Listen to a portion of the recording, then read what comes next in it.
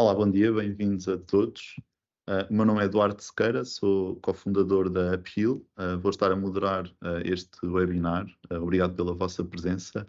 Este webinar é uma iniciativa conjunta entre a Uphill, a Serviços Partilhados do Ministério da Saúde e a Amazon Web Services. Obviamente que a altura em que fazemos este webinar é um contexto em que, como todos os que nos estão a ouvir, sabem que a integração tecnológica é chave para melhorar a prestação de cuidados e, por isso, também a nossa capacidade para gerir e proteger a informação é crucial. E, por isso, hoje, o objetivo deste webinar é explorar as melhores práticas, conhecer um pouco o setor, quer português, quer espanhol, portanto, o setor ibérico, e, obviamente, desmistificar algumas das questões e também dar espaço à audiência para deixar questões e dúvidas que possam ser respondidas pelo nosso painel de oradores. Antes disso, e antes de apresentar os convidados que se juntam a nós esta manhã, eu relembro que este webinar vai ser feito maioritariamente em português, mas tem também uma oradora, a Miriam, que é espanhola e que irá falar em espanhol, e por isso, nessa fase, portanto, quer aqueles que nos ouçam em português, quer aqueles que estejam a ouvir-nos a partir de Espanha, podem utilizar as funcionalidades que este webinar permite de legendagem automática para, na fase em que estejam a ouvir algo que não na vossa língua nativa, possam usufruir da legendagem para facilitar, no fundo, a compreensão e toda a participação neste evento. É muito simples, portanto, no canto superior direito terão a opção de mais, lá tem uma opção para língua e Language and Speech. Devem ativar as live captions ou as legendas, conforme tenham o Teams em português ou em inglês ou em espanhol. Devem ir depois às settings e escolher qual é que é a língua que está a ser falada para que o sistema possa entender, no fundo, e fazer as legendagens de acordo e depois selecionarem a linguagem na qual querem ter as legendas apresentadas. E por isso, recordo que a maior parte do webinar será feito em português, por isso, aqueles que nos ouvem a partir de Portugal não precisam agora de ativar a funcionalidade, poderão ativá-la mais à frente quando a intervenção da Miriam. Sem mais demoras, passo a apresentar os nossos três ilustres convidados. Estão connosco, a quem agradeço uma vez mais a disponibilidade para partilharem a sua experiência e conhecimento nesta sessão. Teremos connosco a Jéssica da Costa Domingos, ela é responsável pela Unidade de Cibersegurança de Serviços Partilhados do Ministério da Saúde. Bem-vinda, Jéssica. Teremos também o Diego Gomes, ele é Senior Solution Architect na Amazon Web Services, e a Miriam Fernandes Martin, que é responsável de inovação em saúde da EMEA da Amazon Web Services. Em conjunto, darão aqui uma abordagem, uma perspectiva bastante abrangente dos desafios que se encontram, tanto a nível de gestão nacional, como também do ponto de vista da implementação técnica de soluções e também no apoio a hospitais e unidades de saúde que, neste momento, têm soluções inovadoras que pretendem implementar e que, obviamente, têm desafios e preocupações muito relevantes do ponto de vista da cibersegurança. Obviamente que, como todos sabem, hoje, e acho que o contexto nos permite também perceber isto de uma forma muito fácil, o modelo de prestação de cuidados é altamente fragmentado e, por isso, para os profissionais de saúde, há um grande volume de tarefas manuais, há muito risco, muito stress, há muito trabalho para ser feito e isso está hoje à vista de tudo aquilo que é, no fundo, as reivindicações que os profissionais de saúde acabam por fazer. Também os hospitais, do ponto de vista da gestão, têm alguns desafios ou muitos desafios do ponto de vista de gestão da capacidade de oferta e da procura que têm parte dos utentes que servem e, obviamente, para nós todos, enquanto cidadãos, nem sempre a experiência é percebida da melhor maneira e, por isso, há um conjunto de soluções que acabam por estar implementadas no mercado e estarem disponíveis no mercado que trazem algumas dessas soluções. Nós, na Uphill, e fazendo aqui uma breve introdução para quem não conheça a Uphill, dedicamos-nos essencialmente a procurar resolver alguns destes desafios nos nossos clientes, essencialmente por acreditar que a prestação de cuidados tem aqui uma margem importante de melhoria do ponto de vista da eficiência, do tempo, da qualidade e também daquilo que é o burden para os profissionais de saúde, para, no fundo, garantir que a prestação de cuidados pode ser mais facilitada, e por isso o que a Appeal faz é colocar os utentes, os cidadãos, em Clinical Pathways, que, no fundo, cobrem cerca de 75% dos casos das situações que originam procura num serviço de saúde, para permitir, assim, que toda a prestação de cuidados seja orquestrada de uma forma mais fácil, com benefícios para todos. Portanto, aquilo que a Appeal acredito que a maior parte que nos ouça já tenha ouvido falar. Portanto, essencialmente a Appeal disponibiliza um software as a service para hospitais que tem, no fundo, que consiste numa plataforma que potencializa a prestação de cuidados através de jornadas de doentes. As jornadas de doentes são sequências de passos que os doentes percorrem desde o diagnóstico até ao tratamento e o acompanhamento, como se fosse, no fundo, um Google Maps, um Waze da saúde, e por isso aquilo que nós oferecemos é uma plataforma que é integrada, personalizável, flexível e que conecta diferentes componentes da prestação de cuidados, tais como aquilo que é o conhecimento médico, os sistemas clínicos que hoje são utilizados nos hospitais e com os quais a Appeal integra, e, no fundo, permitindo uma automatização de alguns dos passos, principalmente das tarefas de baixo valor, para facilitar esta orquestração de cuidados, utilizando interfaces que são omnicanal para os utentes destas unidades. E por isso, o que a Appeal faz é possibilitar esta orquestração, coordenando a prestação de cuidados entre diferentes níveis de cuidados, contextos e pontos do tempo, garantindo que cada doente recebe o cuidado certo na hora certa. Por outro lado, obviamente, esta componente da automação, substituindo e automatizando tarefas de baixo valor, como agendamento, geração de alertas, emissão de recomendações, e dar um maior engagement àquilo que são os cidadãos que procuram os cuidados de saúde. Hoje, neste webinar, ao ouvir estas três perspectivas da Jéssica, do Diego e da Miriam, procuraremos um pouco aflorar alguns destes tópicos. Por um lado, aquilo que são os desafios das pessoas e das organizações em relação à implementação de soluções digitais na perspectiva da cibersegurança, aquilo que são aspectos mais técnicos para a nossa audiência mais técnica, do ponto de vista das boas práticas que os sistemas agora podem facilitar, e obviamente todos os desafios de compliance que hoje são mais claros para todos, nomeadamente as certificações de segurança de informação, aquilo que é a regulação também dos dispositivos médicos, agora que com o novo regulamento o software é considerado claramente, à luz do regulamento europeu, dispositivo médico, e por isso tem um conjunto de regras às quais tem que cumprir, e por isso vamos tentar aflorar alguns destes desafios com estas três perspectivas que eu acredito que vão também considerar muito interessantes. Por isso, passo a palavra à Jéssica. A Jéssica vai falar-nos um pouco de colaboração e daquilo que são os desafios que a SPMS tem, o papel que a SPMS tem a nível nacional em Portugal. Olá, Jéssica, passo-te a palavra. Olá, Duarte, bom dia a todos. Antes de mais, muito obrigada pelo convite em participar neste webinar, e obrigada também a todos os participantes que nos estão a ouvir. Pronto, o que eu vou abordar hoje é um tema sobre cooperação e colaboração em cibersegurança, de forma a haver uma promoção da abordagem efetiva em cibersegurança. E com isto...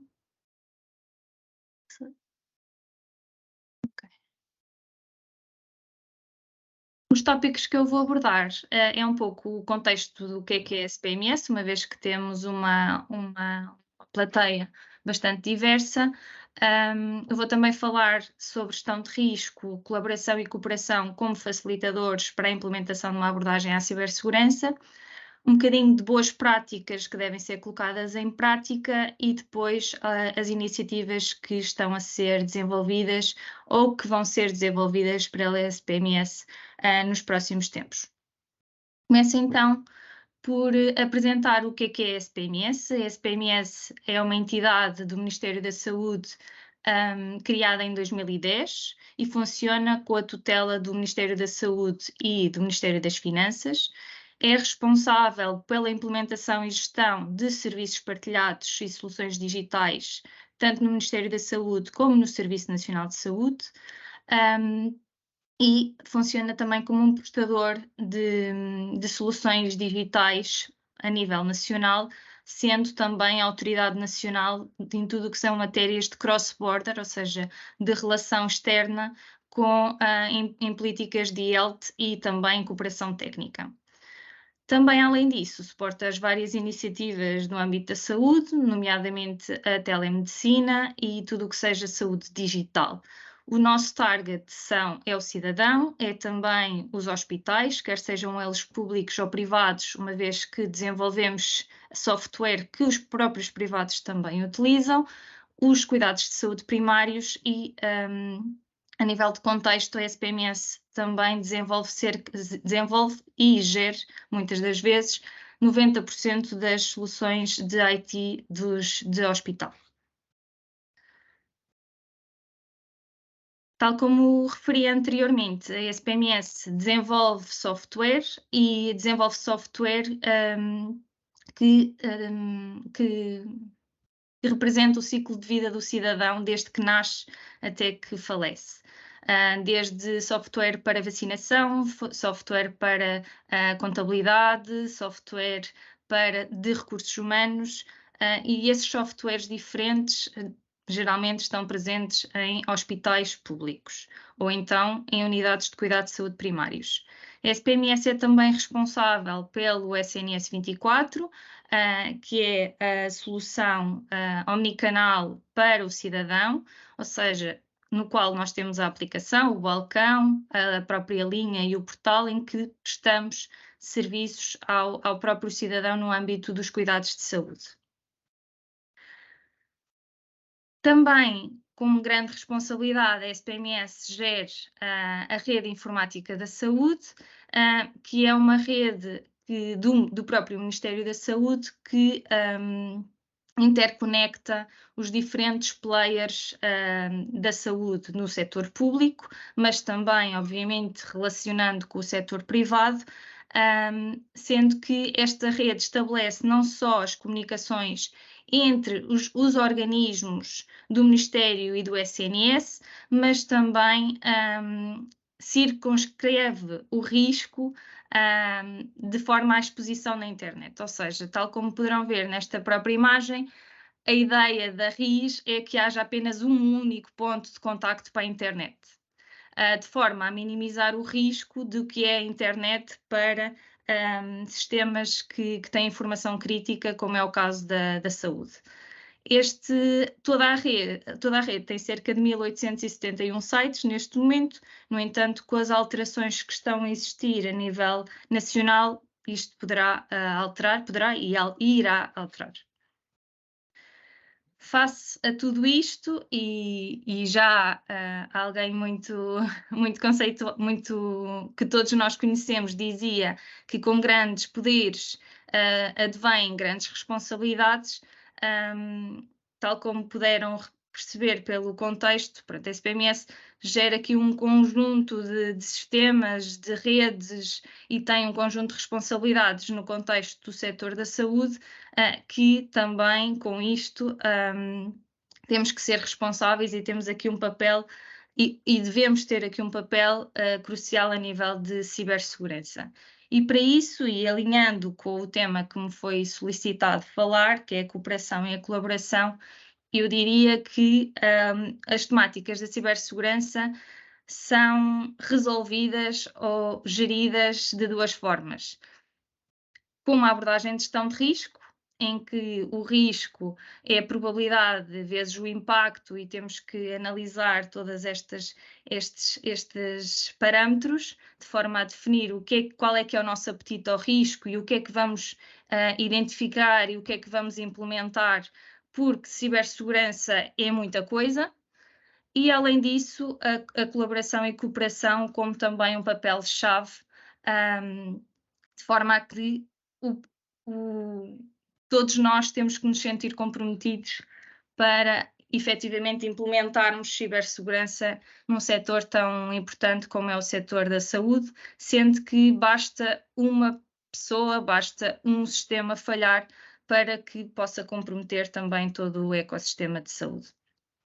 Então, começando pela componente de colaboração e cooperação, a SPMS tem vindo a fazer parte de vários fóruns, tanto nacionais como internacionais, como também circunscritos ao nosso ecossistema da saúde.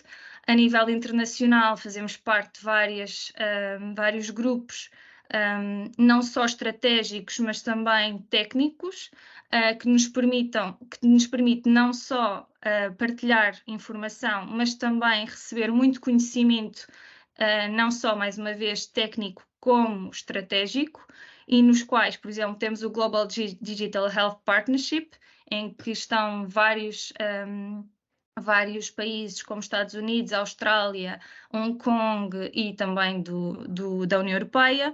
Temos a Health Isaac, que é uma iniciativa, tanto temos a Health Isaac a nível global como a European Health Isaac a nível europeu, e depois também estamos presentes na própria Isaac nacional.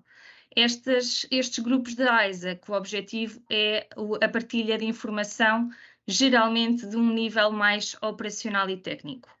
Pertencemos também a grupos do NIS Cooperation Group, que é no qual são discutidas todas as temáticas de regulação ao abrigo, por exemplo, da diretiva NIS, que já todos devem conhecer.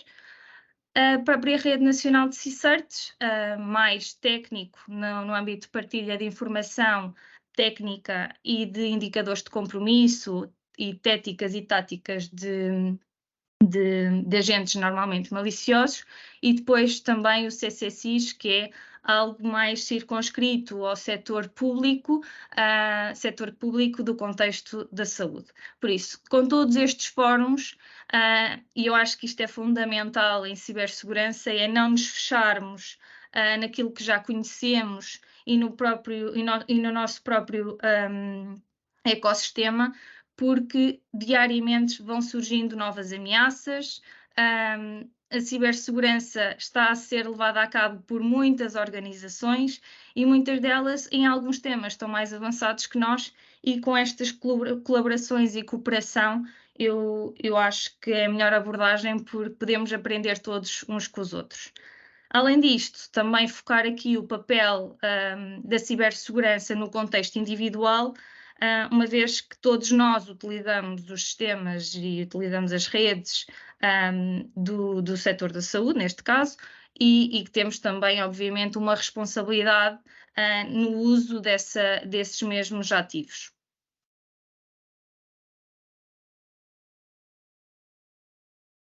No contexto mais de gestão de risco, o risco, eu diria que tem que ser pensado não só do ponto de vista operacional, mas também do ponto de vista tático e estratégico, porque às vezes algo que do ponto de vista operacional nem tem grande risco, do ponto de vista estratégico, e a SPMS sendo uma organização pública, podem surgir aqui questões que à primeira vista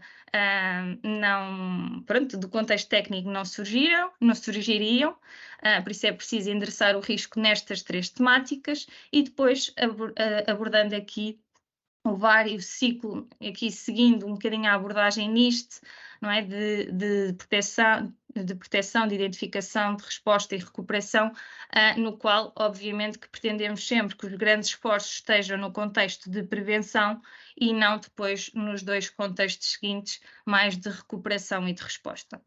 Para isto, pronto, no contexto inicial, a SPMS tem várias iniciativas para endereçar o contexto de prevenção, e depois a equipa de resposta a incidentes para a própria detecção, em alguns casos, mas também a resposta e recuperação. Além disto, acrescento também aqui que de todas estas abordagens, no âmbito da implementação, a nossa abordagem tem vindo a ser sempre por camadas, ou seja, temos que pensar em processos, pessoas e tecnologia. No entanto, temos também que endereçar os próprios controlos de cibersegurança a nível das aplicações, dos endpoints, do perímetro, mas também da própria informação propriamente dita. E tudo isto, geralmente, pronto, existem vários normativos, existem vários referenciais de boas práticas que podem ser seguidos, tanto a nível nacional como a nível internacional. Esta, como eu disse, é a abordagem da SPMS, que é discutível, obviamente, como tudo, e, no entanto, existem muitos referenciais que podem ser seguidos. A nível nacional, existe o Quadro Nacional de Referência para a Cibersegurança. A nível internacional existe, como já o Duarte referiu, a ISO 27001, existe o NIST, existe os controles SIS, existe num âmbito mais técnico o OWASP também. Todos estes referenciais de boas práticas ou normativos poderão ajudar todas as organizações a implementar e a definir elas próprias o seu caminho para a cibersegurança. De qualquer das formas, aquilo que eu vos trago já a jeito de boas práticas para implementar, eu diria que não são boas práticas, não é? Ou seja, não são só boas práticas porque estão previstas ao abrigo da NIS 2. Ou seja, a NIS 2, que tem que ser transposta pelos diferentes Estados-membros até dia 17 de outubro de 2024, já prevê a obrigatoriedade para entidades essenciais e entidades importantes, ao abrigo desta NIS 2, que o contexto da saúde, posso dizer que provavelmente abrange quase todas as entidades. No entanto, tem aqui o link neste site que é da Autoridade de Cibersegurança da Bélgica, que fez um diagrama muito interessante para as entidades perceberem se elas estão enquadradas no âmbito da NIS 2 ou não. E a jeito, pronto, como disse, de boa prática, trago aqui um conjunto de controlos e requisitos que a NIS 2 já prevê e que todos nós, como responsáveis de segurança ou então como facilitadores da cibersegurança, devemos considerar, nomeadamente uma análise de risco e, com a análise de risco, também a própria implementação de controlos, e esta já era prevista ao abrigo da NIS 1, que, no contexto português, chama-se Regime Jurídico da Segurança do Ciberespaço. No entanto, a NIS 2 traz ainda uma especificação de que outras medidas devem ser implementadas, não invalidando, obviamente, a adição de controles adicionais no âmbito do risco. E há um enforcing muito grande na supply chain, ou seja, nas cadeias de abastecimento do próprio setor, que eu diria que o setor da saúde precisa de estar bastante atento a estas temáticas, porque nós temos dependência de bastantes setores, de bastantes entidades, e tudo isto tem que passar a ser gerido de forma também controlar este risco. Também dou aqui a nota do duplo fator de autenticação, como sendo um requisito obrigatório, e também de encriptação, pronto, que sabemos que cada vez mais o contexto de passwords não é suficiente, e devemos caminhar para uma abordagem de duplo fator de autenticação em tudo o que seja contexto de acessos e autenticação, nem que mais não seja na internet. Por último, falar-vos também das iniciativas que a SPMS está a desenvolver ou que está a preparar para os próximos tempos. O IAM é um gestor de identidades e autenticação. A ideia deste projeto é existir um identificador único a nível do Ministério da Saúde e que desta forma consigamos ter cada vez mais uma abordagem Zero Trust para o acesso não só aos sistemas, mas também a todo o contexto do Ministério da Saúde, implementar internamente um ciclo de desenvolvimento seguro para tudo o que sejam novas aplicações que estão a ser desenvolvidas. Obviamente que atualmente que já desenvolvemos muito software, como referi anteriormente, já têm vindo a ser implementados alguns controlos. No entanto, sabemos também que muitos dos sistemas são legado, que não permitem ter estas abordagens mais sistemáticas e organizadas, e desta forma a abordagem é que todos os projetos novos que nasçam já sigam também esta abordagem. Gestão de risco da IT, pronto, também já alinhado com aquilo que falei anteriormente e com as preocupações de que o risco é que vai definir aquilo que eu vou priorizar na implementação de controles e de requisitos de segurança. Temos também um projeto para certificação da SPMS a nível do selo de maturidade digital. Temos também um projeto que está a ser desenvolvido a nível de garantia que todas as aplicações têm os logins necessários para investigação e também para detecção proativa de situações mais anormais. Ter aqui testes automatizados de segurança, não só de aplicações da SPMS que desenvolvemos, mas também que estejam associadas ao domínio de saúde.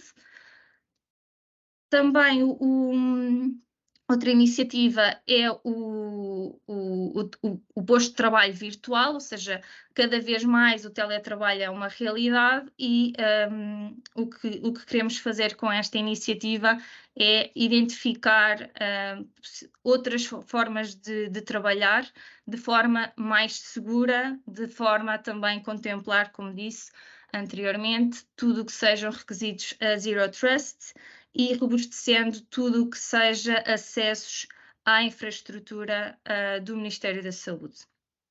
Outros projetos também, a título de exemplo, é o CSIRT SPMS, que já existe desde 2018 e que iremos criar mais capacidade no contexto de detecção.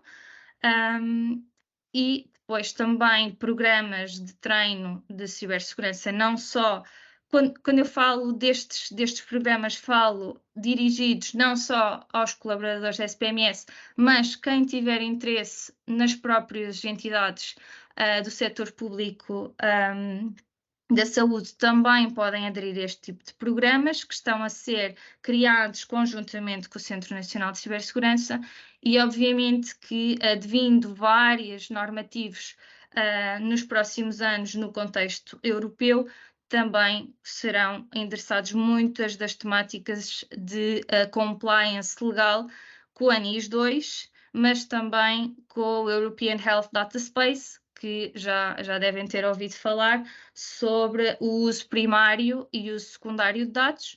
No contexto do uso primário de dados, a SPMS já é o NCP, ou seja, National Contact Point, como referido anteriormente. No uso secundário de dados ainda estão a ser discutidas e o objetivo é que haja a criação nacional das condições para endereçar todos estes requisitos previstos nestes normativos.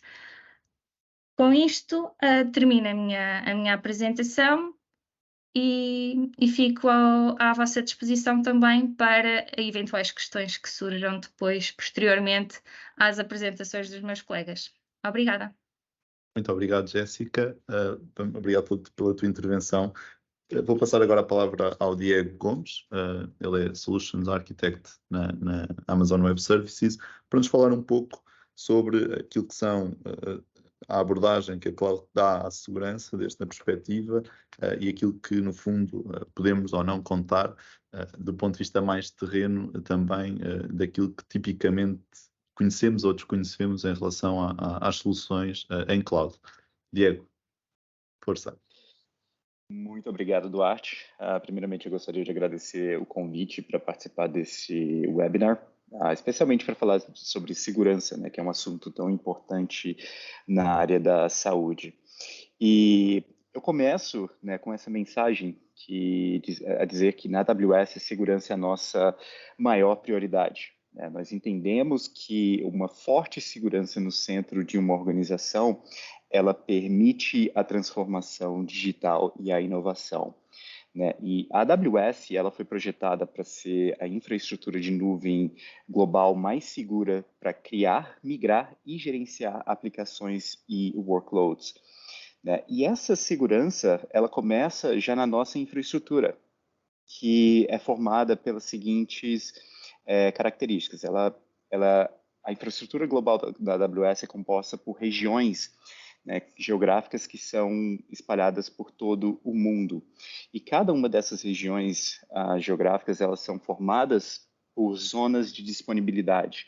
Nessas zonas de disponibilidade, elas são separadas por uma distância entre si, né, uma distância significativa em termos de quilômetros, e elas proporcionam aos clientes correrem, né, e operarem aplicativos, bases de dados de produção com alta disponibilidade e tolerância a falhas e escalabilidade também.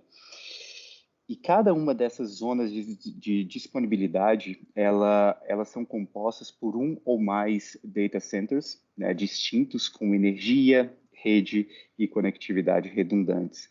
E todas essas zonas de disponibilidade da AWS, elas estão interconectadas entre si por redes de alta largura de banda e baixa latência. E todo o tráfego entre essas zonas de disponibilidade é criptografado. Então, como cliente da AWS, você se beneficia dessa infraestrutura e arquitetura de rede que foram projetadas, né, para atender os requisitos daquelas organizações com as maiores exigências de segurança do mundo. Um outro elemento bastante importante quando falamos de segurança na AWS é o conceito é o modelo de responsabilidade compartilhada. E como que isso funciona? O que isso quer dizer? Enquanto a AWS gerencia a segurança da nuvem, a segurança na nuvem é de responsabilidade do cliente. Ou seja, a AWS é responsável por proteger a infraestrutura que executa todos os serviços oferecidos na nuvem da AWS. Infraestrutura essa composta por hardware, por software, por redes e instalações que executam esses serviços. E como cliente, isso significa que você mantém o controle do tipo de segurança que escolhe implementar para proteger o seu próprio conteúdo ou a sua plataforma, aplicações, sistemas e redes, né? De forma similar como você faria em um data center local. Ou seja, a responsabilidade aqui da AWS é relacionada à infraestrutura, a responsabilidade da nuvem, enquanto a responsabilidade do cliente daquilo que corre, né, que está em execução na nuvem. Quando falamos de conformidade, conformidade também segue um modelo de responsabilidade compartilhada. A AWS ela cuida de uma parte, obtendo auditorias de terceiros e disponibilizando os relatórios de conformidade por meio de um serviço da AWS chamado AWS Artifact. Porém, executar aplicações na AWS não significa que você está automaticamente em conformidade, né? Nós tiramos parte desse fardo de você, mas é preciso também que você verifique a sua aplicação, verifique a sua infraestrutura para entender o que precisa ser feito para estar em conformidade. Então, também segue esse modelo de responsabilidade compartilhada.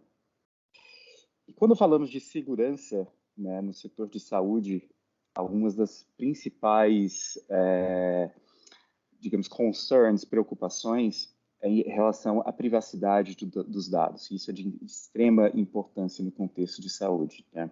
Os dados médicos não são apenas sensíveis, mas também volumosos e necessitam de proteção. E a privacidade de dados também é algo que é tratado na AWS com altíssima prioridade, né? E quando falamos isso com clientes, né, nós queremos dizer que armazenamento, né, são os nossos clientes que escolhem como esse dado, esse conteúdo vai ser armazenado, onde ele vai armazenar esses dados e em qual tipo de armazenamento eles querem utilizar, né?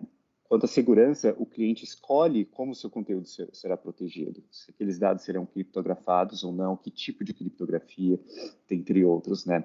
Em relação ao acesso, o cliente também determina quem pode ter acesso ao seu conteúdo e as permissões de acesso a esse conteúdo. Nós, a AWS, não acessamos nem divulgamos conteúdos de clientes em resposta às solicitações, a menos que seja necessário fazê-lo para cumprir uma ordem judicial, uma intimação ou qualquer outro tipo de ordem judicial, eu diria. E, além disso, nós notificaríamos o cliente antes de divulgar qualquer tipo de conteúdo, né? Até mesmo para que o cliente possa buscar a proteção contra a divulgação, a menos que ele seja proibido por lei. Nós também incentivamos nossos clientes a criptografar seus dados como parte do seu processo de segurança, né? E oferecemos serviços que os auxiliam nesse processo. Ou seja, o conteúdo que foi criptografado, ele vai se tornar inútil sem aquelas chaves de decodificação aplicáveis. Em resumo, nós estamos atentos e vigilantes à privacidade dos nossos clientes e nós implementamos medidas técnicas e físicas sofisticadas para impedir o acesso não autorizado. E temos um time global de especialistas em segurança monitorando nossos sistemas para proteger os dados dos nossos clientes. Indo um pouco mais adiante, né, a AWS, em resumo, ela habilita, né, a conformidade na nuvem e a garantia, né? A AWS habilita que clientes da área de saúde, também de outras áreas como finanças ou segurança nacional, governo, entre outros, auxiliam eles no gerenciamento e controle desses ativos na nuvem. E nós oferecemos vários serviços que os auxiliam nesse gerenciamento, no gerenciamento e supervisão de riscos, bem como na garantia da gestão de riscos, né? E tudo isso tendo como base os princípios definidos no AWS Well Architected Framework, que é um framework criado com boas práticas em cima de 6 pilares, como excelência operacional, segurança, confiabilidade, dentre outros, né? No contexto de segurança, nós oferecemos serviços, né, nessas 6 áreas principais, né, como gerenciamento de identidade e acessos, detecção,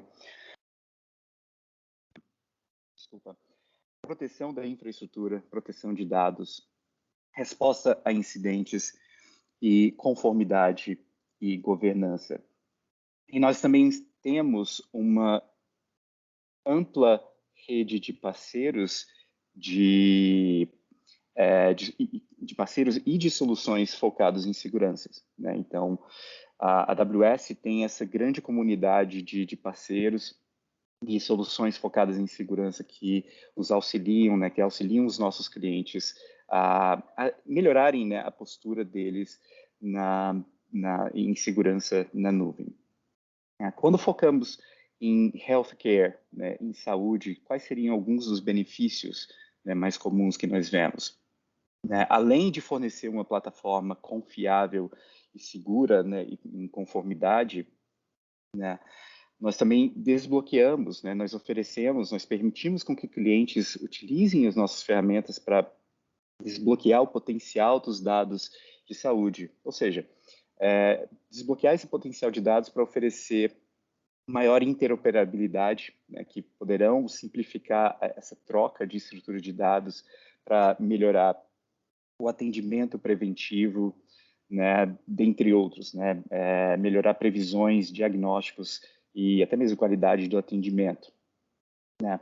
Um outro ponto é possibilitar a excelência clínica e operacional, né. Os clientes da AWS podem transformar seus dados em, como chamamos, ativos estratégicos, né, para apoiar essa eficiência clínica e operacional, de forma com que esses dados podem ser utilizados tanto para auxiliar na prevenção de doenças, quanto para apoiar programas de atendimento, tudo isso com potencial uso de inteligência artificial e machine learning, né? Nós também possibilitamos, né, a AWS oferece serviços que podem auxiliar a transformar a experiência do consumidor na área de saúde, né, com um atendimento mais personalizado, por exemplo, né, e passando de um modelo transacional para esse engajamento mais personalizado. Também, né, nossos clientes podem se utilizar dessa rede de parceiros de saúde, né, de forma a oferecerem mais serviços e mais funcionalidades aos seus clientes e também, né, por último, aumentar a velocidade de inovação, né?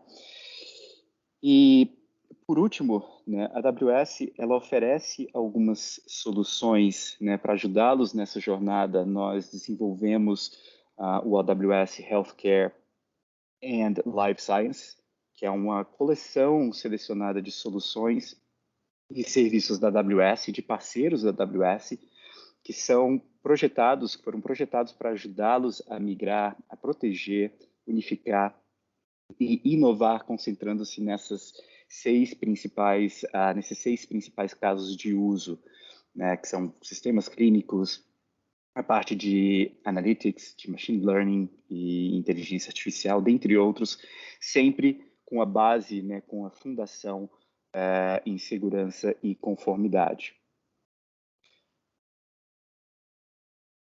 Também, focado na saúde, nós estamos comprometidos em criar ofertas, né, focadas em algumas necessidades exclusivas da área de saúde, né? E aqui eu destaco 4 serviços principais da AWS dessa área de saúde, né? Que é o Amazon Omics, em que você pode transformar dados genômicos, dentre outros, em grande escala para gerar insights, né, melhorar a saúde e promover descobertas científicas. Temos também o Amazon Health Lake, que é um serviço que permite com que organizações de saúde armazenem e transformem seus dados com segurança e de forma consistente, né? E temos o Amazon Health Lake Analytics e Imaging como parte desse Health Lake, ou seja, cada um focado em uma funcionalidade específica. O Amazon Comprehend Medical, ele detecta e retorna informações úteis em textos clínicos não estruturados, como, por exemplo, anotações médicas, resumos de alta, resultados de exames, dentre outros. E o Amazon Transcribe Medical, ele converte a fala em texto para reduzir a carga administrativa dos médicos e melhorar a experiência do paciente. Então, por último, eu convido a todos, né, para mais informações, acessarem a nossa página da AWS for Healthcare e Life Science. E lá vocês verão muito mais informações sobre esses assuntos que eu acabei de falar. E obrigado, Duarte. Eu passo a palavra novamente a você. Muito obrigado, Diego, por esta ponte também para as soluções cloud. Vamos agora conhecer alguns casos de sucesso de transformação digital, numa perspectiva também de alguns casos de utilização de novos sistemas. Por isso, olá Miriam, passo a palavra para ti. Obrigada, Duarte. Y mis disculpas por no hablar portugués. Espero que la presentación se pueda seguir en español y evidentemente estoy a disposición de todos vosotros si queréis dialogar más profundamente. Hace algunas semanas hablaba con mi madre y me preguntaba qué es lo que tendría que hacer en el caso de que le diagnosticaran una enfermedad de deterioro cognitivo para dejar por escrito sus últimas voluntades. Y es que, ya lo decía Hipócrates, es mucho más importante conocer qué paciente tiene la enfermedad que qué clase de enfermedad tiene el paciente. Nos encontramos en una situación donde la sanidad actual se enfrenta a múltiples presiones. Los costes de la atención de salud continúan creciendo. La Asociación Norteamericana de Hospitales estima unas pérdidas de 323 billones como consecuencia del COVID y el Team Europe lanzó un paquete de 53,7 billones para dar soporte a los países europeos en la lucha contra el COVID. Más de la mitad de los profesionales clínicos sufren burnout. Las tareas administrativas innecesarias y el aumento de la carga cognitiva es una realidad, pero es que el 97% de los datos de salud no se utilizan porque están atrapados en formatos desestructurados. Hay una necesidad y demanda de cuidados personalizados. Hay un acceso a la información y un aumento de enfermedades crónicas, un envejecimiento poblacional. Y aunque la COVID-19 ha obligado a la industria de la salud a adaptarse rápidamente y encontrar nuevas formas de operar, la realidad es que las desigualdades mundiales en salud y la atención sanitaria se amplían y la equidad en salud sigue siendo un desafío. Los datos, estamos hablando de la seguridad, del compliance, de la disponibilidad. Aproximadamente 1,2 billones de notas clínicas no estructuradas se producen al año. Se estima secuenciar billones de genomas para el 2025 y hay un 60% de crecimiento año tras año en ciberataques a organizaciones sanitarias. La transformación digital realmente es una pieza clave para avanzar el quintuple aim. ¿Esto qué significa? Esto significa que lo que hacemos en salud tiene que ir encaminado a 1. Mejorar la experiencia de la persona, 2. Mejorar la experiencia del clínico, 3. Mejorar la salud poblacional, 4. Disminuir los costes y 5. Aumentar la equidad en salud. Y encontrar la tecnología correcta para ello puede ser un reto, pero también es cierto que nosotros pensamos que cuando nos enfrentamos a grandes retos, también lo hacemos a grandes oportunidades. ¿Cuál es la visión de Amazon Web Services en salud y ciencias de la vida? Nosotros creemos en hacer posible el acceso y la prestación de servicios de salud centrados en la persona que mejore los resultados a menor coste mediante la digitación y el uso de datos de salud y ciencias de la vida. ¿Y cuál es la diferencia entre aproximar esta transformación digital basada en el quintuple aim con una infraestructura tradicional o hacerlo en un viaje hacia la nube? Cuando hablamos de una infraestructura tradicional, estamos hablando de capacidades de compute, storage, networking y database. Pero cuando hablamos de una infraestructura como AWS en nube, esto se amplía, ¿vale? Y las capacidades que tenemos de alguna manera de hacer el círculo de la seguridad mucho más fuerte son mayores. Pero es que además podemos añadir otras capacidades como Analytics, Application Integration, Internet of Things, Machine Learning o la tan de moda ahora inteligencia artificial generativa. Si trabajáis en un hospital, posiblemente algunas de las cosas que habréis oído en vuestro día a día será: tardo al menos 10 minutos en loguearme en el sistema si tenéis una historia clínica electrónica. No tengo tiempo para esto. Hemos pedido cambios en el sistema hace 18 meses. O puede ser que hayáis oído cosas como: ¿qué pasa si el sistema se cae? ¿Los datos están seguros? O cosas como: yo no entiendo por qué tengo que pasar tanto tiempo con tareas administrativas. ¿Esto de la inteligencia artificial qué es realmente? ¿Y no se puede usar para esto? O no sé qué vamos a hacer con esta situación continua de las urgencias. Es imposible establecer estrategias de retención y contratar profesionales al ritmo que lo necesitamos. Cuando hablamos de innovación, hablamos de disponibilidad, de resiliencia y de seguridad. Y solamente en la suma de esas tres cosas tendremos la capacidad de realmente innovar. Permitidme daros un par de ejemplos de cómo diferentes hospitales pueden trabajar en su viaje hacia la nube. Este es un ejemplo muy concreto donde hemos colaborado con el Hospital de Houston Methodist y el equipo de Alexa y un partner de consulting para mejorar la experiencia clínica y del paciente en el quirófano durante las exploraciones, lo que permite a los médicos, antes de la cirugía, buscar alergias, medicaciones y hacer los checklists de seguridad durante el examen del paciente con su consentimiento el diálogo es capturado y transcrito y las notas se generan de manera automática en la historia clínica electrónica. Es lo que se llama las herramientas de escucha ambiente.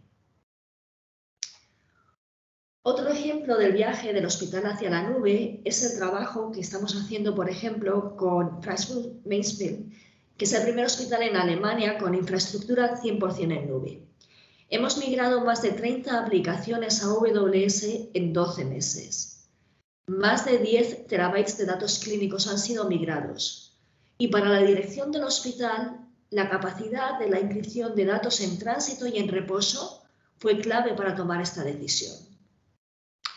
O el trabajo que estamos haciendo con el Hospital Clínic de Barcelona, donde en palabras de su CEO, estamos seguros que con AWS podemos liderar un cambio especial para la transformación digital, no solo del hospital, sino del sistema de salud, donde estamos aproximando una estrategia conjunta para crear un Smart Driven Hospital con un acelerador de startups, donde todas las startups que quieran puedan entrar a raíz de este acelerador a una evaluación por parte del comité directivo del hospital y donde el 80% de los sistemas de IT han sido migrados hacia la nube.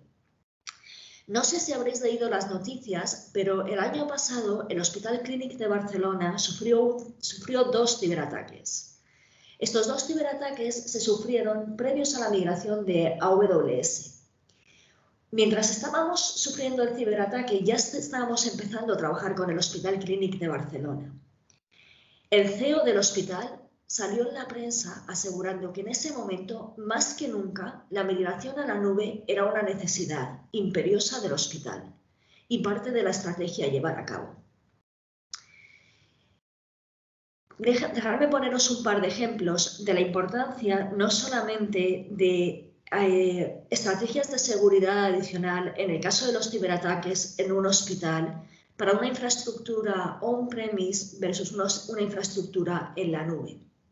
No solamente se trata de poder o no añadir capas de seguridad adicional que hagan que el acceso pueda llegar a ser más difícil para estos hackers que desafortunadamente van a seguir haciendo de las suyas y van a seguir intentando conseguir esa información, sino que además se trata de tener una capacidad de recuperación mucho más rápida. 2 universidades en Barcelona durante el año 2021 sufrieron 2 ciberataques. Uno de ellos tenía una infraestructura on-premise, la otra universidad tenía una infraestructura en la nube. Durante la capacidad de recuperación os diré que aquella que tenía la infraestructura en la nube fue capaz de recuperarse en cuestión de semanas, mientras que aquella que tenía la infraestructura on-premise, año y medio después, aún está intentando recuperarse. Muchas gracias. Duarte, te paso la batuta. Graças. Vamos agora ter, ou seja, estamos ligeiramente atrasados no nosso tempo, por isso eu vou passar diretamente para a fase de questões. Temos aqui, podem utilizar também a funcionalidade de perguntas e questões, e por isso eu vou aqui começar a colocar algumas questões aos nossos oradores, e vou começar pela Jéssica. Jéssica, falaste bastante daquilo que é o papel da SPMS e aquilo que são as ações que a SPMS leva a cabo, bem como as parcerias que tem e os fóruns onde, no fundo, trabalha ou com quem trabalha. Na tua perspectiva, como é que estas parcerias também com as várias indústrias podem, no fundo, capacitar ou fortalecer a resiliência da cibersegurança no setor da saúde, não é? Porque vimos que todas as peças do puzzle têm um papel, por isso, se puderes expandir um bocadinho sobre isso. Claro que sim.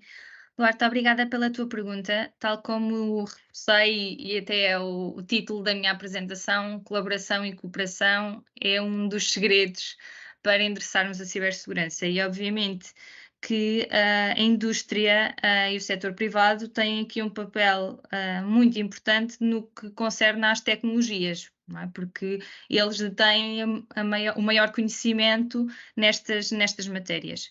Por isso, aquilo que eu acho que é crítico e tem vindo a acontecer, efetivamente, grupos, de forma a que também os grandes players tecnológicos também se juntem ao setor público, de forma a também transmitir o conhecimento e preocupações também.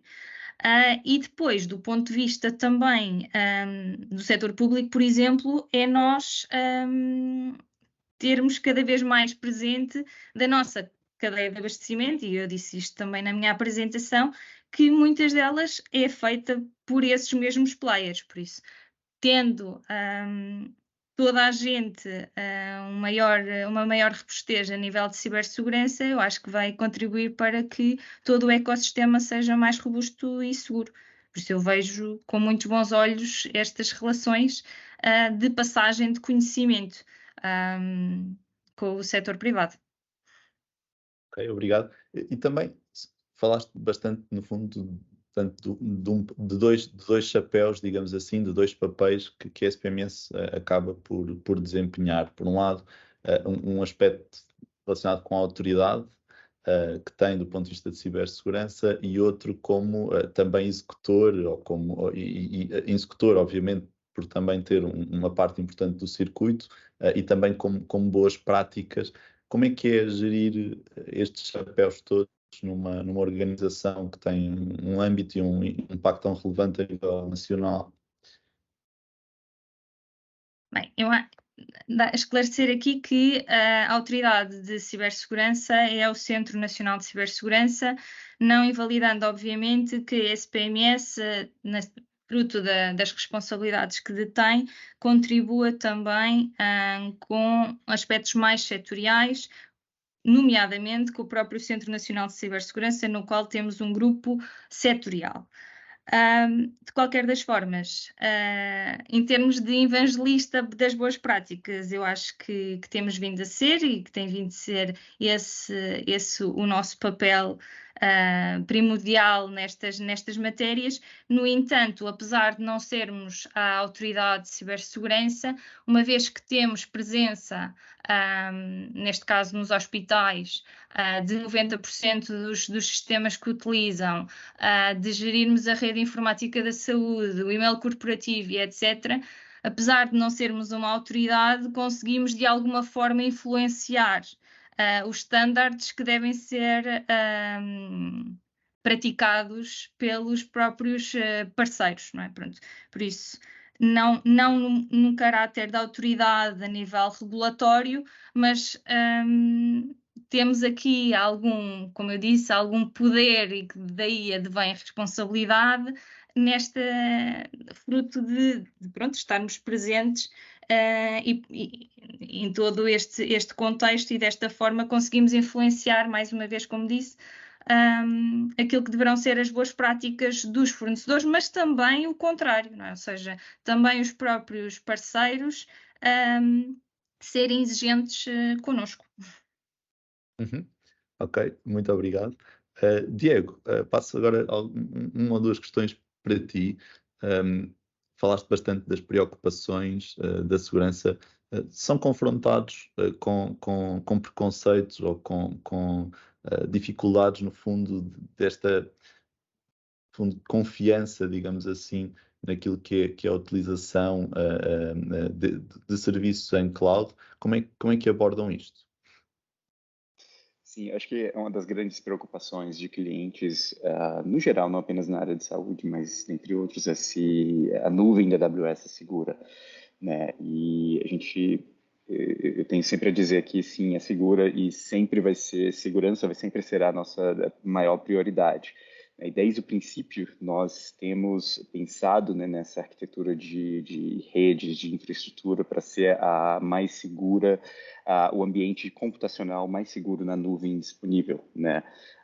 E nossa infraestrutura é construída para satisfazer os requisitos de segurança, tanto para organizações militares quanto para bancos globais, dentre outras organizações com alta sensibilidade em relação à segurança, em relação aos seus dados, né? E também nossa infraestrutura é monitorada, né, como eu disse, 24/7, oferece múltiplos mecanismos e capacidades para isolamento de falhas, né, tanto para melhorar a resiliência e também permitir, né, com que os clientes tenham autodisponibilidade e tolerância a falhas nas aplicações, né, e nós permitimos que a criptografia seja aplicada em todos os dados e em várias camadas na nossa infraestrutura, né? E permitimos isso para os clientes e na nossa infraestrutura nós implementamos isso, né? Não tem nenhum tráfego que sai da nossa infraestrutura não criptografado, né? Outro ponto que eu preciso mencionar também é sobre o modelo de responsabilidade compartilhada, né? Apesar da infraestrutura ser segura, né, nós termos mecanismos de conformidade que atestam isso, né, também a responsabilidade do cliente construir aplicações seguras, né, e com isso nós provemos, né, uma grande variedade de serviços para auxiliá-los nessa área. Né? Deixa-me pegar, sim. deixa-me pegar nesse ponto que referiste. A Apil é um dos vossos clientes e como tal, ou por extensão também, os clientes da Apil acabam por ter parte do seu workload, digamos assim, operacional através de produtos como os que a Apil tem correr na cloud. Como é que esse trabalho funciona? Ou seja, como é que podes ilustrar um pouco também para quem está a ouvir como é que vocês trabalham com fornecedores de software independentes, como é o caso da Apil, na implementação de um software que possa ser seguro e fiável do ponto de vista de funcionamento e de resiliência nos hospitais? Sim, claro. Bom, com os nossos clientes nós temos várias formas de trabalhar, né? Com parceiros, com fornecedores de software, né, independentes, com provedores de software as a service, né? Nós temos vários programas, eu vou mencionar alguns, como, por exemplo, o AWS ISV Accelerate Program, que é um programa que auxilia ISVs, né, Independent Software Vendors, a correrem aplicações, a projetarem aplicações e acelerarem o negócio deles na nuvem, né? Temos outros programas como o Marketplace, que é um catálogo digital, né, de serviços que torna fácil, né, organizações descobrirem, né, e fazerem o provisionamento desses serviços na nuvem, né, e serviços providos por outras partes, né, third-party software, que eu quero dizer. Temos também o SaaS Factory, que é um programa que auxilia parceiros AWS em qualquer estágio da jornada deles em Software as a Service, né, desde a criação de novos produtos, a migração de aplicações existentes e até a otimização. E eu acho que um grande ponto aqui também é a revisão, né, com o Well Architected Framework. Nós trabalhamos com os nossos clientes, nós auxiliamos eles e os parceiros a revisarem toda a arquitetura deles com base em 6 pilares desse framework, que é excelência operacional, segurança, confiabilidade, eficiência de performance, otimização de custos e sustentabilidade. Não é auditoria, mas sim uma oportunidade de identificar riscos e uma oportunidade de melhorar a arquitetura através desses 6 pilares. Ok, muito obrigado, Diego. Acho que foi bastante claro. Miriam, voy a tentar mi mejor español. Cuando pensamos en utilizar la nube en hospitales o otros sectores sensibles, la gente tiende a asustarse, como tú has dicho. ¿Cómo pueden prepararse mejor las instituciones sanitarias para un uso equilibrado de las soluciones basadas en la nube? Bueno, yo lo que diría es que trabajen con nosotros porque tenemos diferentes tipos de aproximaciones en cómo ayudarles. Podemos hacer un análisis de la situación y darles un plan estratégico alineado a sus prioridades para ese viaje a la nube. Al final, el camino a la nube es un viaje y depende de cada organización, la aproximación será diferente. Hay organizaciones que tienen, digamos, el viaje más o menos claro, hay organizaciones que están empezando. Nosotros desde Amazon Web Services, siempre en nuestra obsesión por el cliente, comenzamos escuchando cuáles son las necesidades del cliente y a partir de ahí estableciendo un plan estratégico para ayudarles. Y existen diferentes maneras de hacerlo.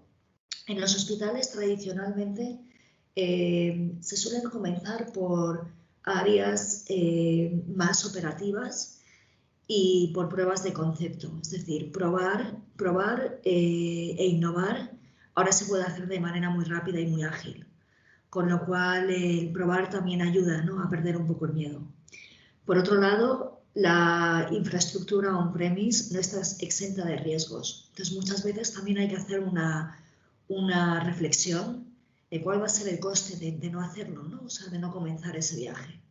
Y si realmente eso se puede o no llegar a asumir. Gracias. ¿Existe un nivel mínimo de madurez digital para utilizar los sistemas basados en la nube? Yo no creo que exista un nivel mínimo de madurez digital, pero como comentaba anteriormente, cada organización es diferente y entender las necesidades de la organización y entender las prioridades estratégicas es clave para poder dar con un plan que realmente sea exitoso y que la organización se encuentre cómoda con él. Ok, graças.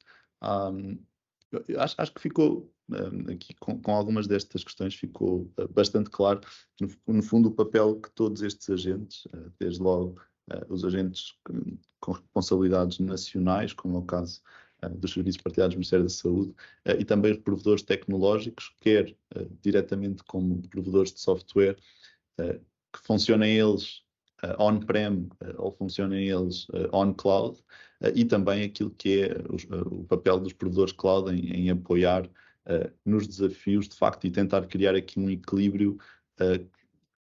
Acho que um ponto que ficou muito relevante em todas as vossas intervenções tem precisamente a ver com uma análise muito concreta do contexto e de que forma é que cada tecnologia ou cada medida de mitigação de um risco é capaz de responder a esses mesmos desafios.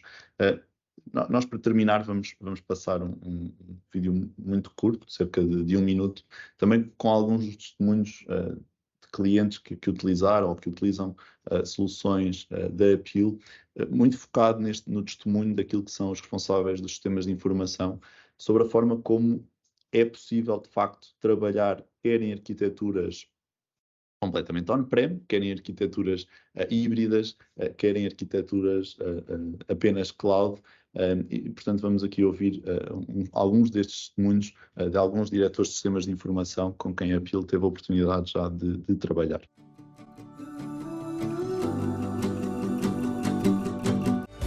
É uma escolha segura porque melhora a prestação dos cuidados de saúde. Utiliza standards que nos permitem também estar confortáveis com o regulamento de proteção de dados. O facto da vossa equipa utilizar soluções em cloud permitiu-nos rapidamente introduzir a vossa solução no nosso ecossistema. Isto foi quase que montar um puzzle.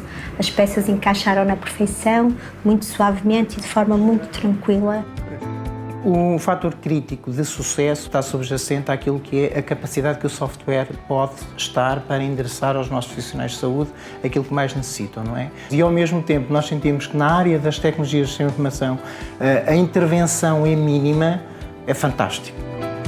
Do ponto de vista da arquitetura, é tudo o que nós desejamos, e quando digo é tudo o que nós desejamos, estamos a falar de um sistema de informação que é suportado em SaaS, no fundo Software as a Service, portanto inibindo a possibilidade de nós termos que estar a adquirir servidores, licenças de software. E no campo particular da segurança e privacidade, foi muito interessante constatar não só a defesa daquilo que é a utilização dos estándares e das boas práticas, mas de uma verdadeira implementação dessas práticas.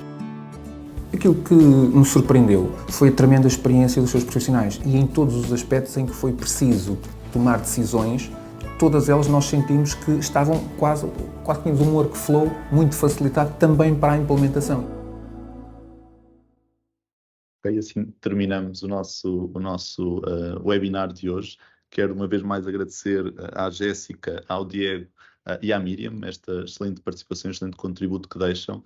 Este webinar ficará, obviamente, gravado e disponível nos próximos dias no nosso site, em appealhealth.com, e por isso estejam, obviamente, à vontade para entrar em contato com qualquer um dos oradores ou connosco para conhecer mais sobre a forma como encaramos a cibersegurança em conjunto como parceiros para de facto levar a maior segurança aos nossos profissionais de saúde e a todos nós, enquanto cidadãos que nos beneficiamos e utilizamos o sistema de saúde.